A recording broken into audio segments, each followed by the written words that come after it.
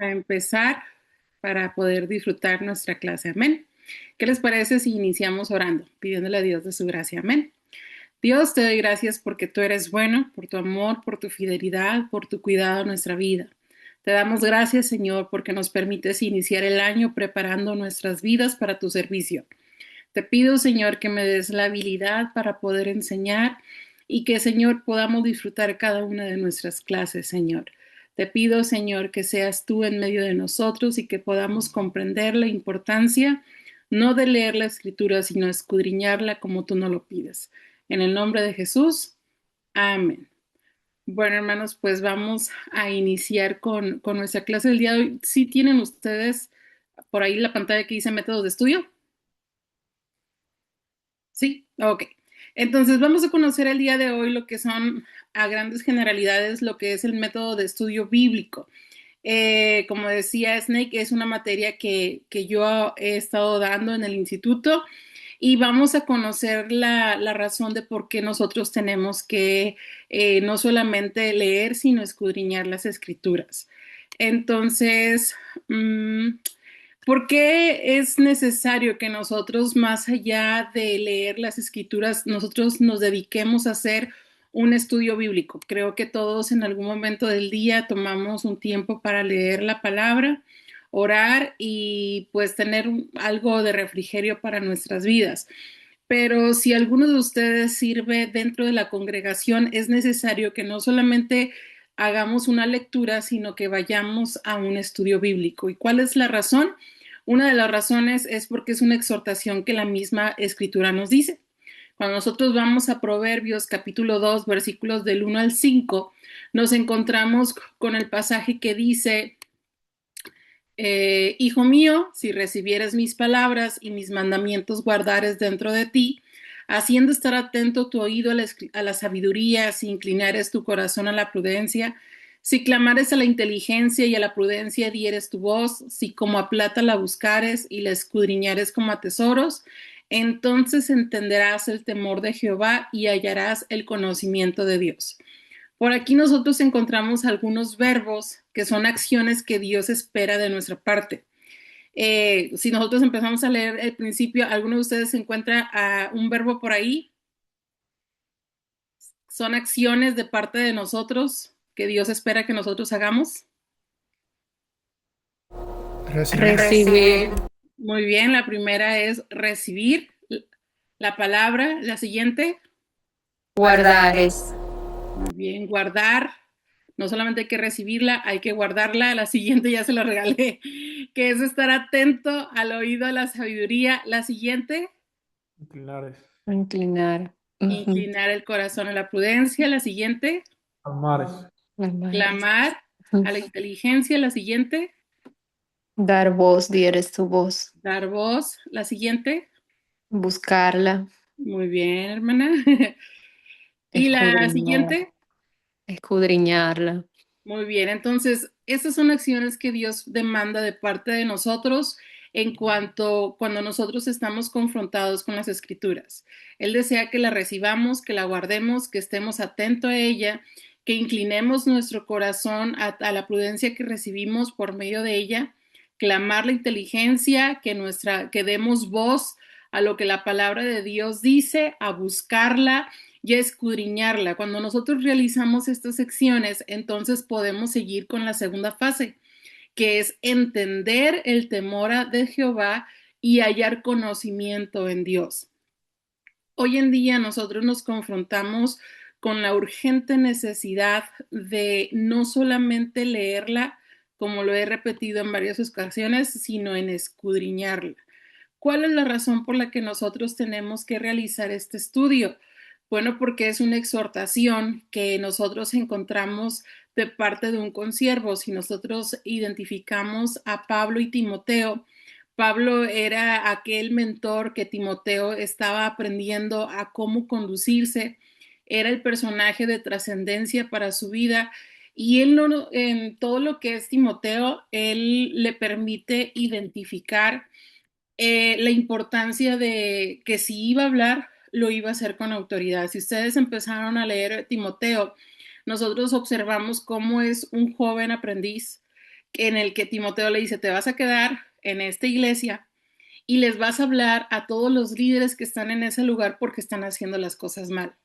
Entonces, imagínense ustedes a una persona muy joven, llegando posiblemente sin experiencia y les están diciendo en ese momento, a ver, tú diácono estás haciendo las cosas así, así, así, así, y ustedes así, así, así. Y entonces, obvio que Timoteo en ese momento se sentía en tensión, se sentía nervioso porque él se sentía incómodo por lo que iba a hacer.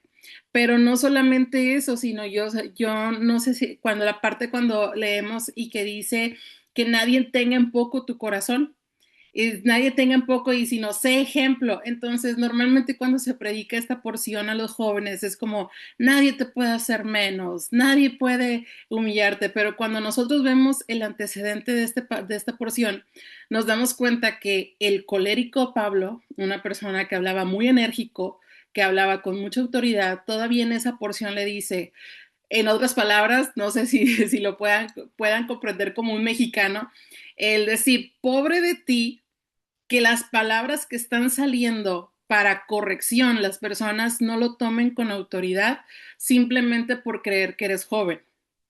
Entonces le dice, tú tienes que tener la autoridad de ser ejemplo a los demás y empieza con el listado. Entonces, cuando él fuera en ejemplo, en fe, en conducta, en testimonio, entonces todo esto iba a agarrar fuerza, que iba a perder su inexperiencia y su edad y le iba a dar la autoridad para poder confrontar a los demás.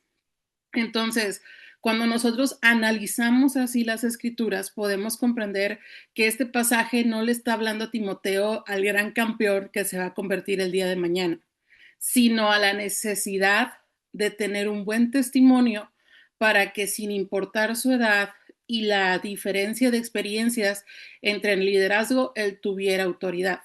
Entonces, dentro de estos consejos que Pablo le da a Timoteo, le habla acerca del estudio. Y en uno de las pasajes que encontramos por aquí, identificamos que le dice, procura con diligencia presentarte delante de Dios como obrero que no tiene de qué avergonzarse, que usa bien la palabra de verdad. Creo que aquí hay mucha fuerza en la palabra diligencia. Procura con diligencia presentarte delante de Dios aprobado. Entonces, algo que nos va a permitir a nosotros desarrollar nuestro ministerio dentro de la iglesia es justamente esta parte, el ser aprobados. No en base a lo que socialmente acepten o no acepten, sino en lo que la palabra de Dios dice. Hace unos días teníamos un curso por aquí en educación cristiana y nos hablaban acerca de la parte de la sociología, cómo se ha deconstruido la sociedad. Entonces, ahorita estamos en un proceso de reconstrucción de definiciones.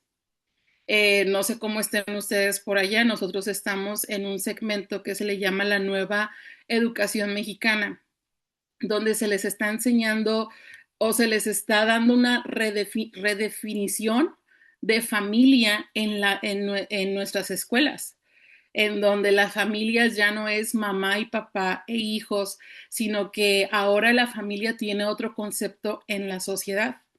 Entonces, la verdad es que muchas de las definiciones sociales de aquí en adelante no van a empatar con el lenguaje bíblico. Sí me estoy explicando en esta parte. Lo que para nosotros es familia, de aquí en adelante para la sociedad no es la misma definición. Entonces yo no puedo identificarme como un ministerio, un liderazgo aprobado por lo que la sociedad dice, sino por lo que la palabra de Dios dice. Entonces yo tengo que escudriñar los conceptos bíblicos para no permitirme ir por lo que la sociedad dice. Entonces dice que usa bien la palabra de verdad. Hoy en día tenemos mucho acceso a las predicaciones en las redes sociales, pero ¿qué me dice a mí que genuinamente esas predicaciones usan bien la palabra de Dios? Entonces yo tengo que aprender a conocer el contexto de cada pasaje para no utilizarlo como pretexto. No por nada tenemos este pasaje que es nuestro fundamento en cuanto a la Biblia, porque dice que es inspirada por Dios y es útil para enseñar y sin duda nos nutre, pero también nos redarguye, nos confronta. No siempre nos va a sobar, no siempre nos va a decir, ay, vas por buen camino, nos va a confrontar con autoridad, con el fin de corregirnos, de instruirnos, y esta parte es importante, a fin de que el hombre de Dios sea perfecto, enteramente preparado para toda buena obra. Entonces, es necesario que nosotros seamos personas que estudiemos las escrituras. Ahora bien, el que sirve en una congregación tiene mucha necesidad de realizar un estudio bíblico personal que el día de mañana, ahora sí que cuando hablamos de que nuestra copa está rebosando, nosotros nos nutrimos con el fin de que Dios hable a nuestra vida. Pero cuando Dios empieza a hablar, a hablar, a hablar y a nutrirnos, sin darnos cuenta, empezamos a bendecir a otras personas con nuestra forma de hablar, porque no somos nosotros, sino que es Dios hablando a nuestra vida. Entonces, Dios nos llama a nosotros a hacer unos ministerios diferentes, a que estemos de verdad conectados con la palabra de Dios. Si alguien me puede ayudar por ahí a buscar Efesios 4, 11 y 12. Entonces, nos es necesario, y por ahí hay unos pasajes que podemos buscar para que estemos por ahí conectados. ¿Alguien tiene Efesios 4, 11 y 12?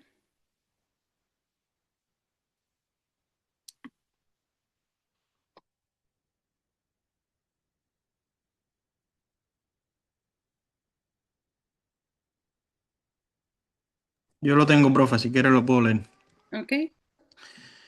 Dice, y él mismo constituyó a unos apóstoles, a otros profetas, a otros evangelistas, a otros pastores y maestros, a fin de perfeccionar a los santos para la obra del ministerio, para la edificación del cuerpo de Cristo. Dios a todos nos dio ministerios diferentes, ¿cierto?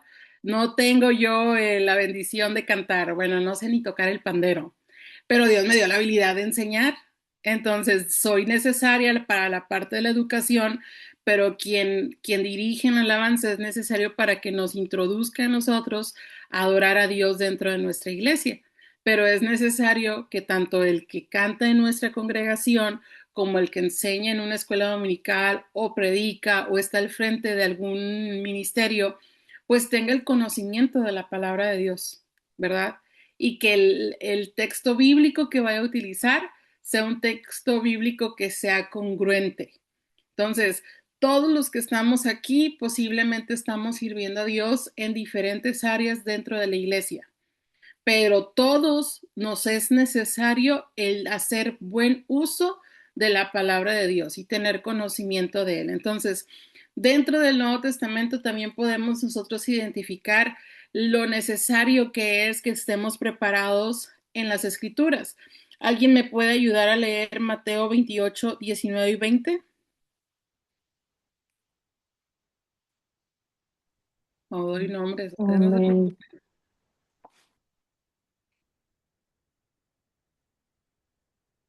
Otra Amén. vez os digo que si dos de vosotros se pusieron de acuerdo en la tierra acerca de cualquiera cosa que pidieren, les será hecho por mi Padre que está en los cielos.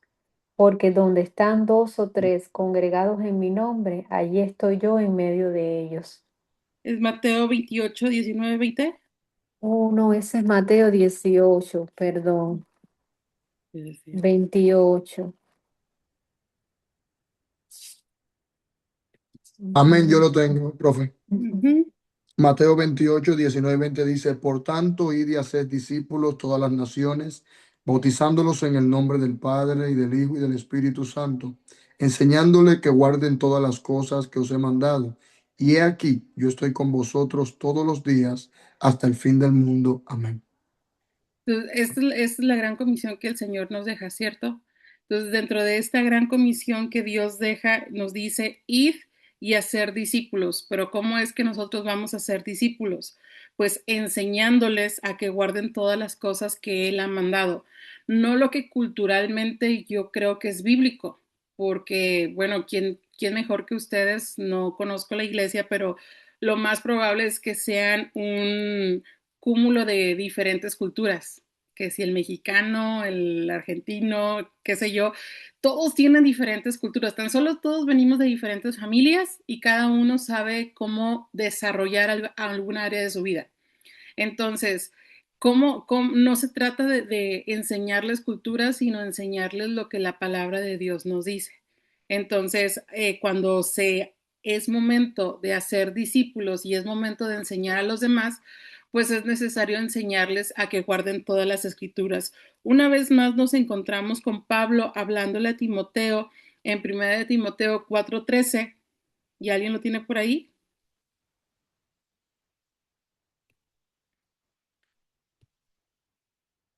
Dice, entre tanto que voy, ocúpate en la lectura, en la exhortación y en la enseñanza. Entonces, observen lo importante que Pablo cree en cuanto a que Timoteo se mantenga estudiando la escritura. Y creo que el 16 aquí mismo nos da la razón porque dice, ten cuidado de ti mismo y de la doctrina. Persiste en ello, pues haciendo esto te salvarás a ti mismo y a los que te oyeren. Creo que esta es la parte más elemental de por qué es que nosotros nos estamos reuniendo en estos momentos para estudiar los métodos de estudio. Porque Dios nos ha dado la bendición de estar al frente de nuestra congregación sirviendo. Pero lo que salga de nuestros labios no tiene que ser la emoción del momento o de lo que yo creo, sino porque yo estoy haciendo discípulos y porque sé que haciendo el buen uso de las escrituras me salvaré a mí mismo, hablando de que viviré conforme a lo que Dios está pidiendo y demandando en la palabra, pero no solamente eso, sino que a todas las personas que me escuchen, pues los voy a persuadir para que se mantengan en la palabra. Entonces, es parte de las razones de por qué nosotros tenemos que estudiar, porque es que vamos a estar estos tiempos viendo diferentes métodos. ¿Por qué es necesario que nosotros tengamos el conocimiento de los métodos de estudio? Porque los tiempos actuales demandan una nueva dedicación al estudio. El momento en el que nosotros nos encontramos nos están llamando a poder convertirnos en hombres de los libros. La vida es tan agitada, para cuando menos acordamos se acabó el año 2025. Hoy ya estamos en el 2026 y ya ha pasado casi la mitad del mes y el tiempo va así y nosotros también estamos en muchas ocupaciones, pero en medio de todo esto nosotros tenemos que tener un crecimiento espiritual. Entonces, siempre es importante que nosotros nos estemos preparando. En algunos de los puntos lo vamos a ver, pero cuando los muchachos me entregaban tareas, no sé si le tocó a Snake en el correo, en la respuesta, siempre había una frase que decía que cuando el ministro cree que ya no es necesario estudiar, ahí viene su decadencia.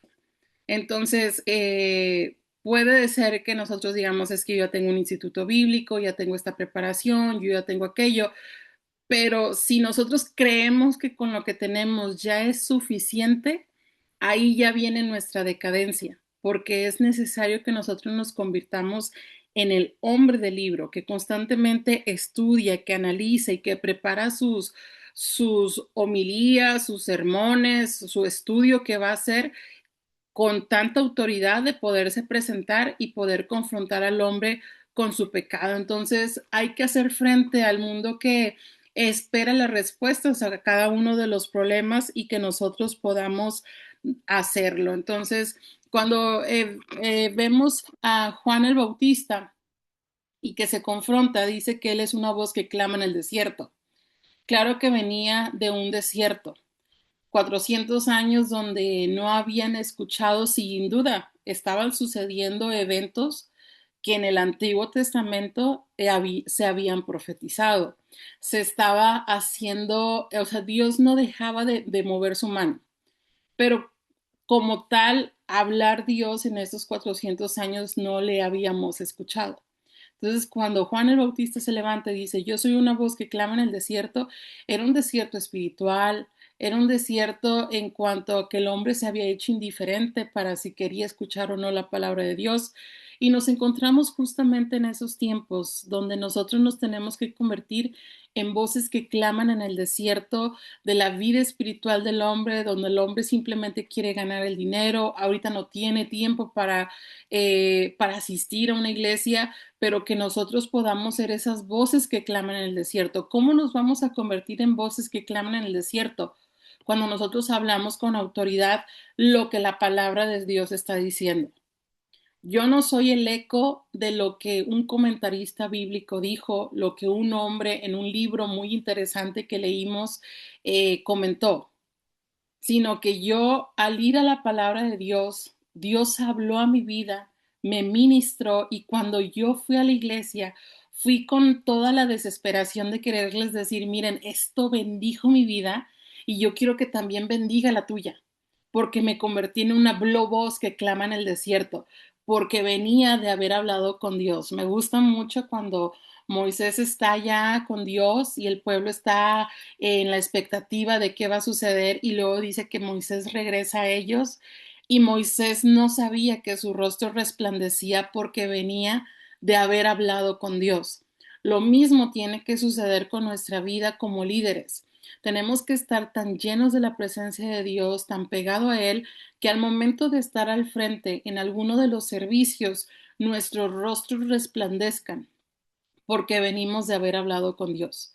¿Por medio de qué? De las escrituras. Les decía, hoy en día vemos en las redes sociales muchas predicaciones que la gente puede llegar a sentirse seducida para escucharla. Y es tan sutil la forma en cómo las personas hablan que uno puede decir, no, pues no encuentro algo malo en esta predicación, pero si ya empezamos a confrontarla con las escrituras, pues nos vamos dando cuenta que a veces es solamente una emoción que mueven al creyente y que verdaderamente pues no los están confrontando con su pecado. Saben, Dios me permitió ir a una cumbre mundial de asambleas de Dios en España y a mí me sorprendió mucho cómo los predicadores, y respetando, ¿verdad? Pero todos los predicadores de América Latina, sus predicaciones hablaban de una prosperidad, de algo positivo que iba a venir para la iglesia, pero lo que es la corriente europea, ellos nos confrontaban y nos decían, tenemos que convertirnos en personas que lean las escrituras y que en medio de leer la palabra de Dios nosotros seamos transformados y la sociedad vea a un grupo de creyentes que es transformado por la palabra. Porque si yo nada más quiero recibir las bendiciones de Dios y no estoy dispuesto a ser confrontado con la palabra para ser transformado, pues entonces no voy a dar un testimonio eficaz. Entonces, para mí es importante, hermanos, que en los tiempos actuales en el que nos encontramos, en un mundo donde la sociedad le ha fallado, la familia le ha fallado, el gobierno le ha fallado, puedan encontrar la verdad y respuestas que puedan ser un sedante a sus corazones por medio de las escrituras. Entonces, no voy a hacer un mal uso de la palabra de Dios, sino que yo o sea, hablando de ustedes que han analizado el pasaje, conocen de qué está hablando, pues nos vamos a confrontar con ella. El llamado de servir a Dios, pues nos demanda a nosotros que seamos expertos en la materia de la Biblia. Entonces, un dentista, cada vez que hay alguna capacitación, un odontólogo, él va a su curso. ¿Por qué? Porque él quiere prepararse. De la misma manera nosotros que la palabra de Dios es nuestra área, entonces nosotros tenemos que ser expertos. Tenemos que destacarnos en las escrituras, no para demostrarles a los demás que yo sé más que otros, sino simplemente para que Dios nos hable primeramente a nosotros. Yo no puedo ir a dar algo que no tengo. Cuando yo me presente en alguna de las clases y hable acerca del amor, del perdón de Dios, y yo no he experimentado el amor hacia mi prójimo, y yo no he perdonado, ¿con qué autoridad me voy a presentar delante de los demás? Entonces, cuando yo me confronto primeramente con las escrituras, me deleito en ella, puedo presentarme ante los demás con la plena confianza de que el Señor habló primeramente a nuestra vida. Y para algo elemental, pues es la herramienta principal de nuestra vocación. Podemos tener un buen expositor, de alguna buena editorial, pero al final de cuentas, para nosotros lo elemental es la palabra de Dios. O sea, ahí es donde va a surgir nuestra primera base para realizar alguna actividad con jóvenes, alguna predicación que vayamos a realizar. La base es la Biblia. Entonces, por eso dice tomar el yelmo de la salvación y la espada del Espíritu, que ¿qué es? Pues es la palabra de Dios. Entonces, es algo con la que nos tenemos que nutrir nosotros para poder usarla para bendecir al pueblo. Hay un escritor que habla acerca del método que estamos trabajando, que dice que no he visto a un cristiano útil que no fuera un estudiante de la Biblia. Si el hombre descuida su Biblia, puede que ore pidiendo a Dios que Dios lo utilice en su obra, pero Dios no puede usar a tal hombre para algo muy importante, porque el espíritu pues no tiene con qué trabajar. Necesitamos la palabra misma, que es más penetrante que toda espada de dos filos. Entonces yo puedo decirle, Señor, ayúdame con esta predicación, pero pues yo no tengo palabra. Entonces yo puedo tener la habilidad de hablar, de hablar, de hablar y más de una hora, pero si no tiene contenido espiritual, pues la gente simplemente pues tuvo el respeto de escucharme una hora, pero no hubo un contenido de trascendencia. Entonces hay que balancear nuestra vida. Hay que ayunar, hay que orar, hay que leer las escrituras y al presentarnos delante de Dios, es decir, Señor, pues haz tu parte con las herramientas con las que me he valido, ¿ok? Entonces, vamos a hacer nuestro método de estudio, ¿ok? Entonces ya nosotros pudimos observar todo lo que tiene que ver con las razones de por qué es que vamos a realizar nuestro método de estudio bíblico. Hay diferentes métodos con los que nosotros vamos a estar trabajando, pero vamos a ver ahora cuáles son estos principios básicos. Primero que nada, hay una actitud que nosotros debemos de tener para nuestro estudio bíblico. Si hemos aprendido a simplemente leer las escrituras, leerlas y no escudriñarlas, pues el confrontarnos con los métodos nos pueden llegar a asustar. Pero lo importante pues es tener la reverencia que al leer las escrituras siempre debemos de tener, el poderla leer con toda sinceridad, siempre receptivos, esperando que Dios hable a nuestra vida, el orar previamente y decirle, Señor, pues muéstrame lo que tú quieres decir a mi vida. No creer que ya no sabemos todo. Es hermoso cómo la Biblia la podemos leer y siempre tiene algo en que deleitarnos. Amén. Entonces vamos a depender 100% del Espíritu Santo para poder obrar o poder permitir que Dios se glorifique en nuestra vida. Entonces, y una dedicación. Creo que esta es la parte que tenemos que depende de nosotros, ¿ok? Entonces, hay que dedicarle un tiempo exclusivo al estudio de métodos. Hay un momento donde tenemos que leer, bueno, él le decía al pastor que quitar los capítulos, versículos, si los quitamos por ahí, quitar capítulos, versículos, para leerlo como lo que es una carta. Entonces, eso toma dedicación, tan solo el pasarlo a Word, quitarle capítulos, quitarle los versículos, leerlo completo, nos demanda un tiempo, entonces es una dedicación al estudio que tenemos que hacer, ¿ok? Entonces, las actitudes son necesarias para poder avanzar con lo que es nuestro método de estudio. Entonces, ¿cuál es parte de los principios básicos? Pues tiene que ser algo personal. El salmista decía, oh, cuánto amo yo tu ley. Todo el día es ella mi meditación. Entonces, observen cómo es algo personal. Yo soy quien amo la ley. Soy yo quien medito en ella. Cuando habla acerca de una participación personal, dicen, fueron halladas tus palabras y yo las comí.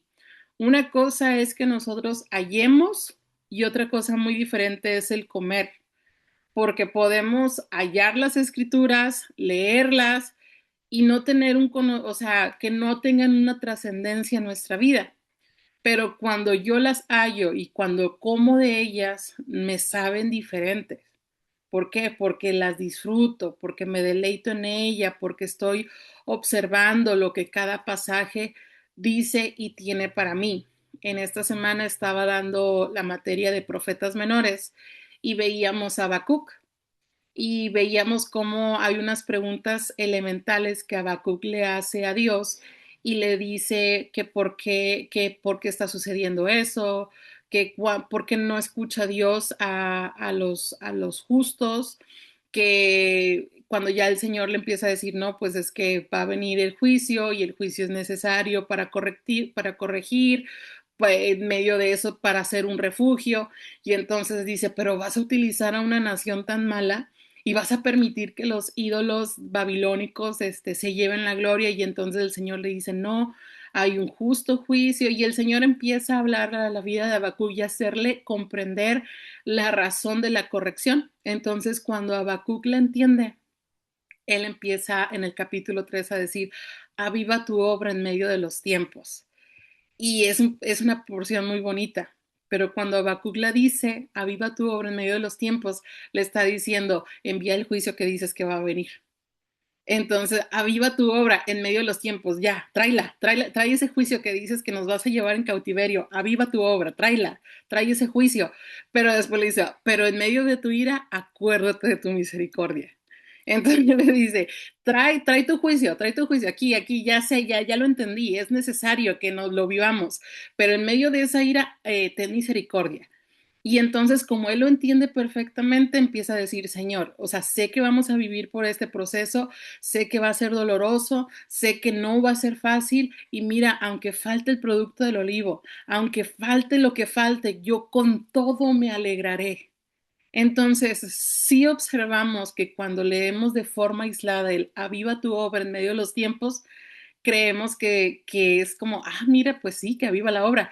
Pero cuando ya nosotros empezamos a analizar el contexto, nos damos cuenta que lo que Habacuc estaba diciendo es, trae tu juicio en este momento. Nos deleitamos y decimos, ay, Habacuc no estaba diciendo cualquier cosa cuando dijo, aviva tu obra en medio de los tiempos. Entonces, una cosa es leerla y otro es empezar a rumiar, a analizar, a comer de ella y a deleitarnos. Entonces, el estudio es algo personal entre la palabra de Dios y yo. Siempre voy a leerla diciendo qué es lo que Dios tiene para mí. No la lea, no la analice, no haga el método diciendo, ay, esto lo voy a decir allá cuando me toque a mí. Y no, esto es personal. Y ya de lo personal, entonces se va a ir para allá. Y entonces, ¿qué es parte de los métodos? Pues es leerlo de forma independiente, sin nada de muletas. ¿Qué son las muletas? Cuando vamos a comentarios bíblicos, pues es lo que diferentes teólogos, en base al estudio de los métodos que estamos haciendo aquí, pues ellos llegaron a ese fin. Pero ¿quiénes vamos a convertirnos ahora nosotros en esos teólogos que hicieron esos comentarios bíblicos? Entonces, cuando usted ve una Biblia de estudio, siempre al iniciar ve un bosquejo de todo el libro. Eso es lo que vamos a hacer nosotros. Si usted ha visto la Biblia de estudio, en la parte de abajo vienen ciertos comentarios. Esos comentarios ahora nosotros somos los que lo vamos a hacer. Entonces nosotros nos vamos a convertir en teólogos independientes. Ahora es el estudio sin ayuda de esos comentarios bíblicos porque son conclusiones a las que ellos llegaron. Y yo lo que quiero es la conclusión que yo saco en base al propio análisis que hago de las escrituras. ¿Cómo debe ser? Pues hay tres cosas necesarias que tenemos para nosotros poder realizar nuestros métodos. El primero de ellos, pues hay que tener una Biblia. Si usted la lee en inglés, es la King James, que es la que nos va a ayudar, que es, bueno, de hecho, la King James, no sé si lo estoy pronunciando bien, pero es de las mejores interpretaciones que podemos encontrar. En español, pues es la 1960. tenemos algunas otras interpretaciones como la Nueva Traducción Viviente y estas, la Biblia de las Américas, pero a veces depende la forma interpretativa que le da al pasaje y que puede llevarnos este, a, como a otra forma o sea, es que no sé, tendría que entrar a la bibliología, pero el punto es que el 1960 a nosotros nos permite identificar verbos que son fáciles de comprender al momento de hacer el análisis de un método inductivo y poder llegar a ciertas palabras en griego. ¿Ok? Entonces, la 60 en español es la que les recomiendo, pero sí les invito a que de repente lean alguna otra versión, si en ocasiones como que hay palabras que no nos quedan del todo claro. La segunda, pues obvio, ¿no? Son los ojos físicos y espirituales para poder permitir que lo que aquello que ojo no ha visto, el Señor pueda a nosotros permitirnos ver. No vamos a descubrir el hilo negro de nada, no vamos a sacar una nueva doctrina, simplemente vamos a confirmar lo que Dios ha hablado en nuestra vida, pero ahora yo no voy a decir como dijo aquel pastor, sino yo voy a decir como Dios dijo cuando yo leía las escrituras directamente. Y bueno, pues un lápiz o una computadora en este caso para que podamos trabajar con los diferentes métodos. Entonces, hay que ser prácticos y hay que utilizar diferentes métodos. Cada método es según el fin que nosotros vayamos a querer llegar. Ahí está el método sintético, el método inductivo, el método histórico. Depende para qué lo necesito, qué es el que voy a utilizar. Entonces, por eso es que en estas semanas vamos a estar viendo todos para que más adelante, cuando ustedes ya lo necesiten, pues según el método, puedan trabajar con él. Y bueno, pues la actitud que podamos tener con ellos.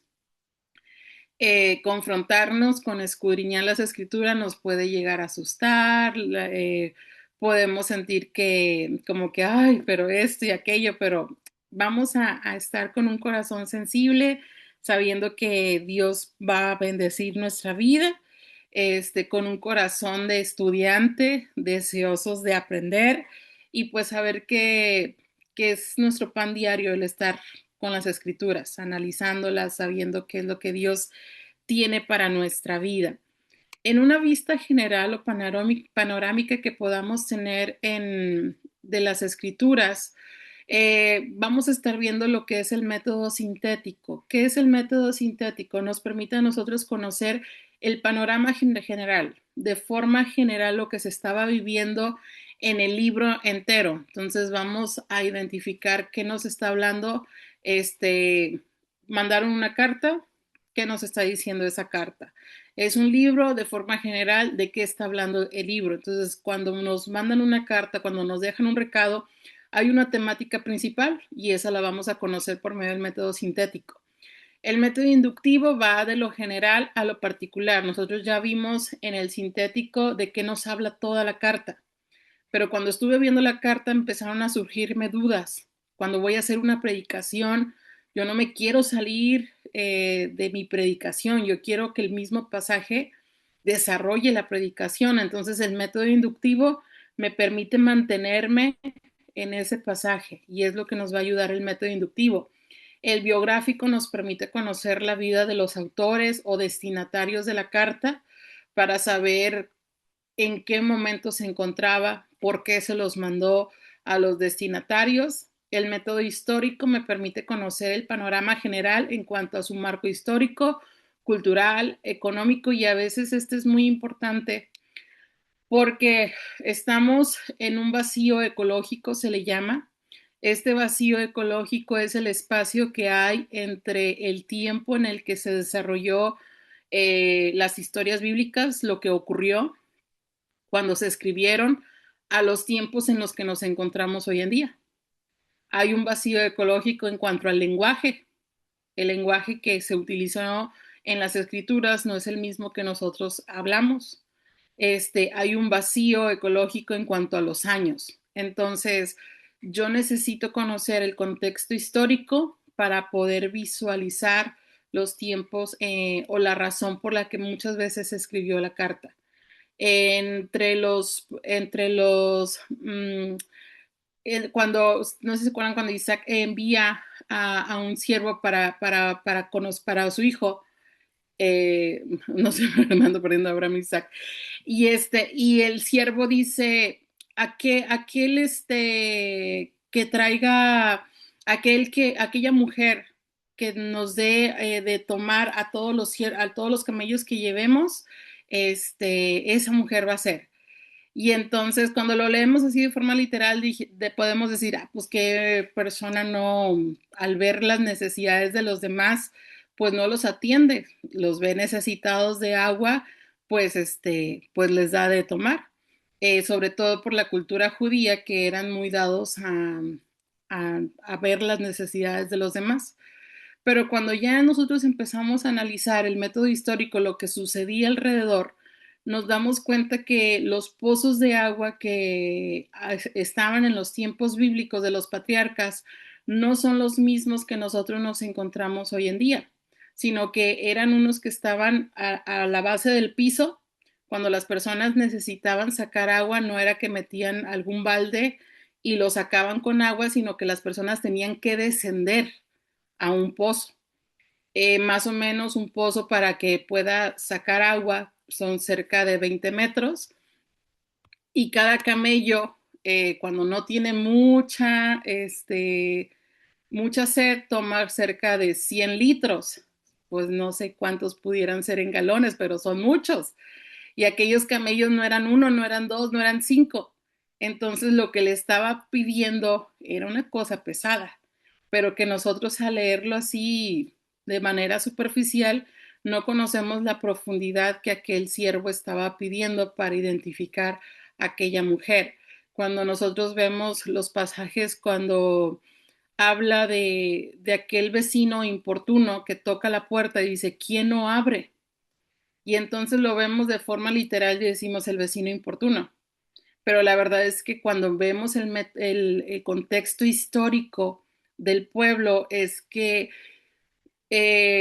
para los judíos, que alguien estuviera necesitado de algo y no ser capaces de ser prontos para ayudar a quien necesitaba de mí, eso hablaba muy mal de mí como ciudadano judío.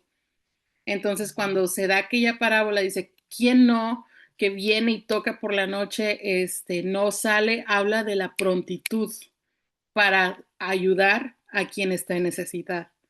Entonces, el contexto histórico nos permite a nosotros conocer el lenguaje que ellos estaban acostumbrados a utilizar, para entonces poderlo traer a nuestra mente mexicana, cubana, argentina, que culturalmente no se parece a la que pudieran tener unos judíos. Está el método teológico.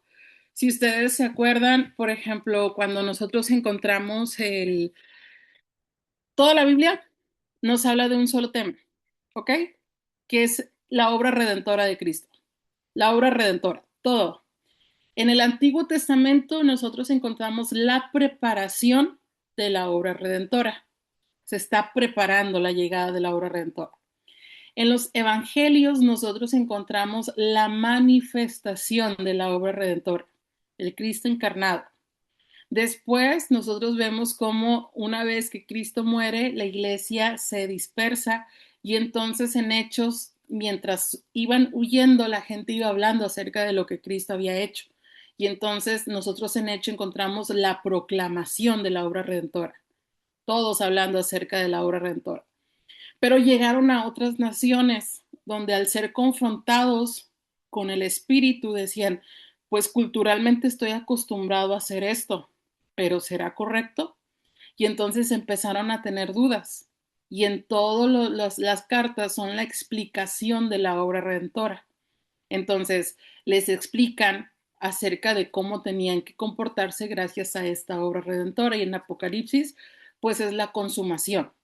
Entonces, cada libro nos está enseñando alguna parte teológica acerca de la angelología, la escatología, la soteriología, las diferentes ramas que tienen que ver con el estudio de Dios.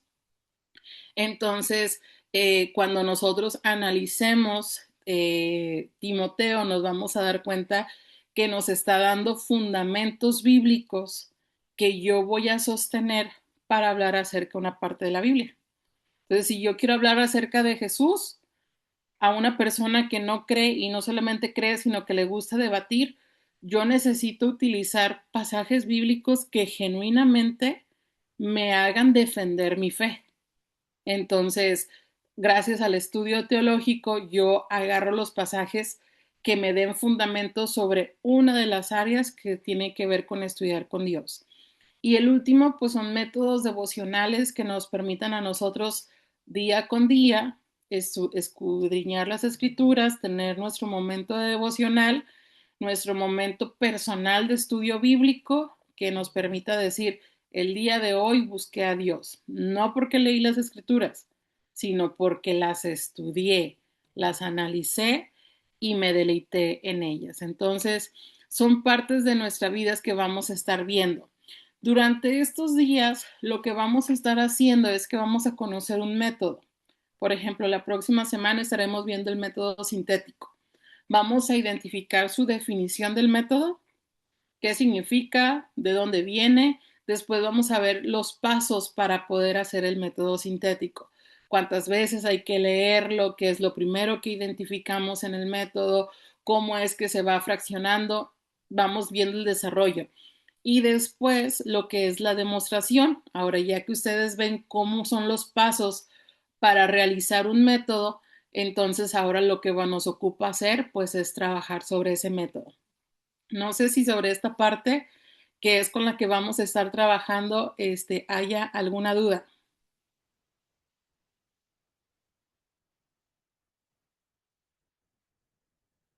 ¿no? No, estamos bien.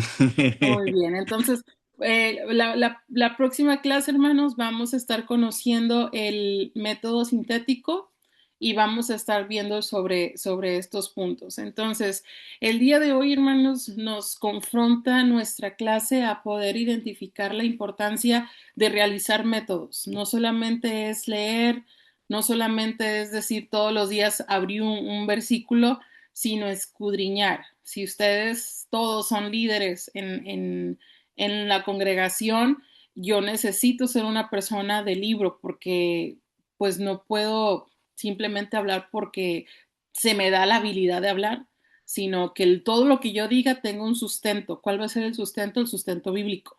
No es lo que yo piense, no es lo que mi cultura me ha enseñado, sino lo que al ir a la palabra de Dios me ha confrontado y esto me da autoridad para poder utilizar los pasajes correctos y decir así se hacen las cosas. Entonces, creo que quién más que ustedes, tan multiculturales, para saber que es una parte que más necesitan, ¿no? Yo vivo en frontera con Estados Unidos, en la parte de McAllen, y pues somos una zona de mucho trabajo para personas de todo el país de México.